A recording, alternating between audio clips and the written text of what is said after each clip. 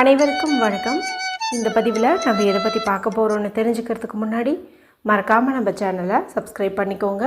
கூடவே பெல் பட்டனையும் கிளிக் பண்ணிவிட்டு ஆளுங்கிற ஆப்ஷனை கொடுத்துட்டிங்கன்னா நான் போடுற வீடியோக்கள் எல்லாமே மிஸ் ஆகாமல் நோட்டிஃபிகேஷனில் வந்துடும்.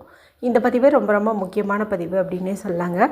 பதிவுக்குள்ளே போகிறதுக்கு முன்னாடி வருகின்ற மார்ச் மாதம் 14ஆம் தேதி மாசி மாதத்தின் 30ஆம் தேதி வெள்ளிக்கிழமை அன்று காரடையான் நோன்பு, அதாவது சாவித்திரி நோன்பு அப்படின்னு சொல்லுவாங்க. அந்த நோன்பு வருதுங்க.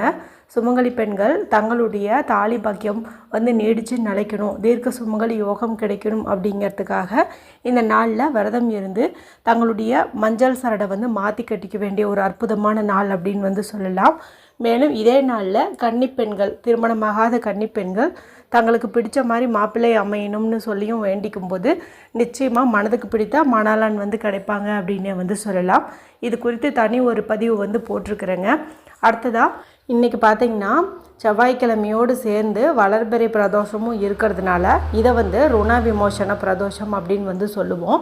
இந்த நாளில் நமக்கு 999 அப்படிங்கிற ஏஞ்சல் நம்பரும் இன்றைக்கி இருக்குதுங்க. அற்புதமான யோகம் தரக்கூடிய இந்த நாளில் செய்ய வேண்டிய பரிகாரங்கள்னு சொல்லி ஆல்ரெடி நம்ம சேனலில் மொத்தம் 3 வீடியோக்கள் போட்டிருக்கிறேன். அதில் ஒரு வெற்றிலையை வச்சு ₹1 நாணயத்தை வச்சு ஒரு பரிகாரம் நேற்று இரவு பதிவில் சொல்லியிருந்தேன். அடுத்ததாக வெறும் 9 மிளகை வச்சு இன்றைக்கி காலையில் ஒரு வீடியோ போட்டிருந்தேன். அடுத்ததாக பார்த்திங்கன்னா உப்பு தண்ணீரில் ஒரு குறிப்பிட்ட பொருளை மட்டும் போடுவதனாலேயே நமக்கு இருக்கக்கூடிய கஷ்டங்கள் கடன்கள் எல்லாம் தீரும் என்பது குறித்தும் ஒரு பதிவு போட்டிருக்கிறேன். இப்போ நான் மேலே சொன்ன வீடியோக்கள்லாம் நீங்கள் பார்க்காம இருந்தீங்க அப்படிங்கும்போது இந்த வீடியோ முடியும் போது வரக்கூடிய எண்டு ஸ்க்ரீனில் அதனுடைய லிங்கை நான் கொடுக்குறேன், மறக்காமல் செக் பண்ணி பாருங்கள். சரி, இப்போ இந்த பதிவுக்கான விளக்கத்துக்குள்ளே போகலாம். இன்றைக்கி ருண விமோசன பிரதோஷமாக இருக்கிறதுனால நீங்கள் பிரதோஷ வேலையான மாலை 4:30 6 மணிக்கு இடையே உள்ள நேரத்தில் உங்கள் வீட்டுக்கு பக்கத்தில் சிவபெருமான் கோவில் இருந்ததுன்னா அங்கே கண்டிப்பாக போய் நீங்கள் தரிசனம் செஞ்சுட்டு வாங்க. ஏன்னா 30 முக்கோடி தேவர்களும் நேரத்தில் சிவபெருமானுடைய ஆனந்த தாண்டவத்தை பார்ப்பதற்காக கோவிலுக்கு வருவாங்க. அதனால் நாமும் கோவிலுக்கு போனோம் அப்படிங்கும்போது அவங்களுடைய அருட்பார்வையும் நம்ம மீது விழும் அப்படின்னு சொல்லுவாங்க. அப்படி உங்களால் போக முடியாத சூழ்நிலையில் இருக்கிறீங்க, கோவில் ரொம்ப தூரமாக இருக்குது, ஆஃபீஸ் போயிட்டீங்க அப்படிங்கும்போது வீட்டிலையாவது நீங்கள் அந்த நேரத்தில் வழிபாடு செய்கிறது, அல்லது இப்போ நான் சொல்கிறேன் பாருங்கள், இந்த பரிகாரத்தை இன்று இரவு தூங்கிறதுக்குள்ளே செய்கிறது, இதெல்லாமே உங்களுக்கு நல்ல பலன்களை கொடுக்கும். குறிப்பாக சொல்லணுன்னா இப்போ நான் உங்களுக்கு 3 விஷயங்கள் குறித்து சொல்கிறேன். இந்த 3ஐயும் நீங்கள் செஞ்சீங்க அப்படின்னாவே போதும். நீங்கள் கோவிலுக்கு போய் வழிபாடு செஞ்சுருந்தால் எவ்வளவு சீக்கிரம் பலன் கிடைக்குமோ அவ்வளோ சீக்கிரம் பலன் இதுலேயும் உங்களுக்கு கிடைக்கும். சரி, அது என்ன 3 விஷயங்கள், இதை யாரெல்லாம் செய்யலாம் என்பது குறித்து பார்த்துடலாம். இது செய்யறதுக்கு எந்த ஒரு ரூல்ஸ் அண்ட் ரெஸ்ட்ரிக்ஷன்ஸுமே கிடையாதுங்க. பெண்கள் இதை பீரியட்ஸ் டைம்லையும் தாராளமாக செய்யலாம், பிறப்பிறப்பு தீட்டு இருந்தாலும் தாராளமாக செய்யலாம், வீட்டில் இன்றைக்கி அசைவம் செஞ்சுருந்தீங்க சாப்பிட்ருந்தீங்க அப்படின்னாலும் தாராளமாக செய்யலாம், நீங்கள் வேற்று மதத்தை சார்ந்தவங்களாக இருந்தீங்க அப்படின்னாலுமே தாராளமாக செய்யலாம். இல்லை, முதல் விஷயம் பார்க்கலாம். இப்போ சுத்தமாக இருக்கக்கூடிய பெண்கள் மாலை நேரத்தில், அதாவது 4:30 6 மணிக்கு இடையே பூஜை அறையில் ஒரு தீபம் ஏற்றி வச்சு வழிபாடு செய்யுங்க. நீங்கள் ஏற்றக்கூடிய தீபமானது இந்த முறையில் இருக்கிறது இன்னும் விசேஷமான பலனை கொடுக்கும். எந்த மாதிரி தீபம் ஏற்றணும் அப்படின்னு பார்த்தீங்கன்னா, சின்னதாக ஒரு பூஜை அறையில் பயன்படுத்துகிற தட்டு எடுத்துக்கோங்க. அதை சுத்தம் பண்ணிவிட்டு அதை சுற்றிலையும் சந்தன குங்குமம் இட்டுக்கோங்க. அடுத்தது புதுசாக ஒரு பேக்கெட் திருநீர் வாங்கி அந்த தட்டில் கொட்டி பரப்பி வச்சுக்கோங்க. அடுத்ததாக ஒரு மண்ணகல் எடுத்துக்கோங்க. அதில் ரெட்டை பஞ்சுத்திரி போட்டுக்கோங்க. போட்டுட்டு இதில் நெய் விட்டு ஏற்றினாலும் சிறப்பு தான், அல்லது நல்லெண்ணெய் விட்டு தீபம் ஏற்றினாலும் சிறப்பு தான். இந்த மாதிரி நீங்கள் தீபம் ஏற்றலாம். இதில் ஒரே ஒரு சந்தன வில்லை இருக்குது இல்லையா, அதை நீங்கள் போட்டு ஏற்றுவது சிறப்பு. சந்தனம் இல்லாதவங்க திருமஞ்சன பொடி இருந்துச்சு அப்படின்னா அதை ஒரு 1/2 ஸ்பூன் அளவுக்கு போட்டு ஏற்றுவது விசேஷமான பலனை கொடுக்கும். உங்களுக்கு வில்வேலை கிடச்சிச்சு அப்படிங்கும்போது மறக்காமல் இந்த திருநீரோடு சேர்த்து வச்சு ஏற்றுவது அப்படிங்கிறது நல்லது.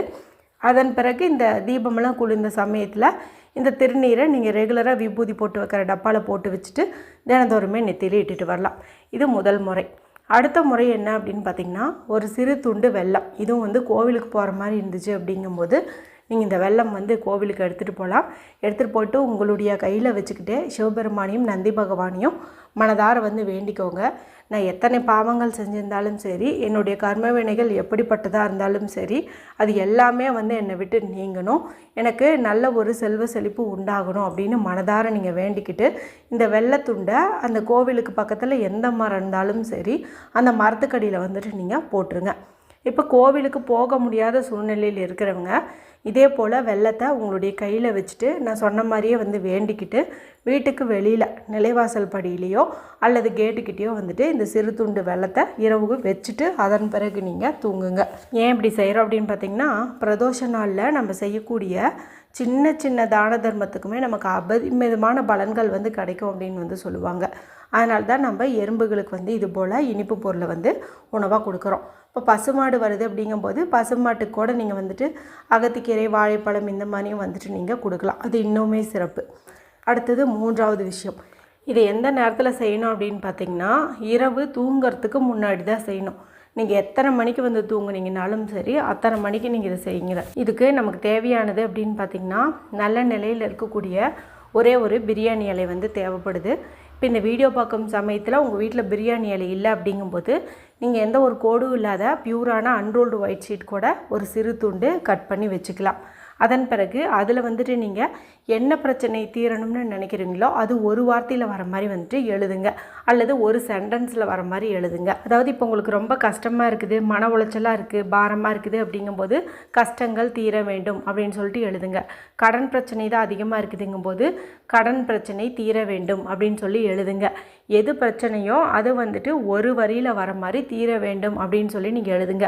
பிரியாணியில் எழுதுனாலும் சரி, பேப்பரில் எழுதினாலும் சரி. இதில் எழுதுவதற்கு நீங்கள் சிவப்பு நிறம் அல்லது நீல நிறம், கருப்பு நிறம், இந்த 3 கலரில் எந்த கலர் பேனாவை வேணாலும் நீங்கள் பயன்படுத்தலாம். நல்ல பலன் வந்து உங்களுக்கு கிடைக்கும். இப்போ இந்த இலையில் வந்து நீங்கள் அப்படியே எழுதி வச்சுருங்க. அதன் பிறகு 9ங்கிற எண்ணிக்கையில் மிளகு வந்து எடுத்துக்கோங்க. இன்றைக்கி 9ங்கிற எண்ணெய் வந்து அதிக எனர்ஜி ஊட்டப்பட்டதாக இருக்கிறதுனால இந்த எண்ணிக்கையில் தான் நம்ம மிளகு எடுத்துக்கணும். காலையிலேருந்து நம்ம பதிவுகளில் இந்த எண்ணிக்கையில் தான் மிளகு எடுத்துக்க சொல்லி எல்லா பதிவுலேயுமே வந்து அழுத்தம் திருத்தமாக சொல்லிட்டு வரேன். இப்போ வந்து வீட்டில் சமையலறையில் பயன்படுத்திகிட்டு இருக்கிறதையே ஒரு 9ங்கிற எண்ணிக்கையில் எடுத்துக்கோங்க. எடுத்துகிட்டு இப்போ இந்த இலையாகட்டும் அல்லது நீங்கள் பேப்பரில் எழுதியிருந்தால் பேப்பர் ஆகட்டும், அதையெல்லாம் உங்களுடைய இடது கையில் லெஃப்ட் ஹேண்டில் வச்சுக்கோங்க. இந்த 9 மிளகையும் நீங்கள் லெஃப்ட் ஹேண்டில் வச்சுக்கோங்க. இப்போ உங்கள் வீட்டுக்கு வெளியில் நின்றுக்கிட்டாலும் சரி, இல்லை கேட்டுக்கு வெளியில் நின்றுக்கிட்டாலும் சரி, அதாவது நிலைவாசல் படிக்கு வெளியில் நின்றுக்கிட்டிங்கனாலும் சரி, கேட்டுக்கிட்ட நின்றுக்கிட்டிங்கனாலும் சரி, இடது கையில் வச்சுட்டு நீங்கள் கிழக்கு பக்கம் பார்த்த மாதிரி நின்றுட்டு உங்களுடைய தலையை ஒரு 9 முறை வந்து நீங்கள் சுற்றுங்க. கிளாக் வைஸில் 9 முறை, ஆன்டி கிளாக் வைஸில் 9 முறை. அதாவது இடப்புறம் இருந்து வலதுபுறம் 9 முறை, வலப்புறம் இருந்து இடதுபுறம் 9 முறை. இந்த சமயத்தில் நீங்கள் ஓம் நமோ பகவதே ருத்ராய, ஓம் நமோ பகவதே ருத்ராய, ஓம் நமோ பகவதே ருத்ராய அப்படிங்கிற மந்திரத்தை சொல்லிட்டு கூட நீங்கள் சுற்றலாம். அதன் பிறகு என் கடன் பிரச்சனையெல்லாம் தீரணும் அப்படின்னு சொல்லி சிவபெருமான மனதார வேண்டிக்கோங்க. வேண்டிட்டு முதல்ல நீங்கள் ஒரு மண்ணகல் வந்து எடுத்து வீட்டுக்கு வெளியில் வச்சுருங்க. வச்சுட்டு அதில் 2-3 சூடம் வந்து ஏற்றி வச்சுருங்க. அது எரிஞ்சிட்ருக்குது இல்லையா, அந்த சமயத்தில் அந்த 9 மிளகையும் அந்த விளக்குக்குள்ளேயே போட்டுருங்க. கூடவே அந்த பிரியாணி இலையோ பேப்பரையோ அதையும் அந்த தீபத்திலேயே காட்டி நீங்கள் எரித்து வெளியில் வந்துட்டு அப்படியே போட்டுட்டு வந்துடுங்க. வீட்டுக்குள்ளே வந்ததையுமே கை கால் முகமெல்லாம் கழுவிக்கோங்க. ரொம்ப ரொம்ப சிம்பிளான பரிகாரங்கள். இன்றைக்கி நீங்கள் கோவிலுக்கு போனிருந்தாலும் சரி, போகாத சூழ்நிலை ஏற்பட்டாலும் சரி, இந்த 3 விஷயங்களை செஞ்சாலோ அல்லது 3ல் ஏதாவது ஒன்றையாவது நீங்கள் செஞ்சீங்க அப்படின்னாவோ அற்புதமான மாற்றங்கள் உங்கள் வாழ்க்கையில் வந்து ஏற்படும் அப்படின்னே சொல்லலாம். மேஜிக் போட்ட மாதிரி வாழ்க்கையே வந்து மாறும் அப்படின்னு சொல்லலாம். நம்பிக்கையோடு செஞ்சு பலனடைங்க. வீடியோ குறித்து ஏதாவது சந்தேகங்கள் இருந்ததுன்னா கமெண்ட் பண்ணுங்கள். பிடிச்சிருந்தால் மற்றவங்களோட ஷேர் பண்ணுங்கள், லைக் பண்ணுங்கள். மற்றும் ஒரு பயனுள்ள பதிவில் உங்களை சந்திக்கிறேன். நன்றி, வணக்கம்.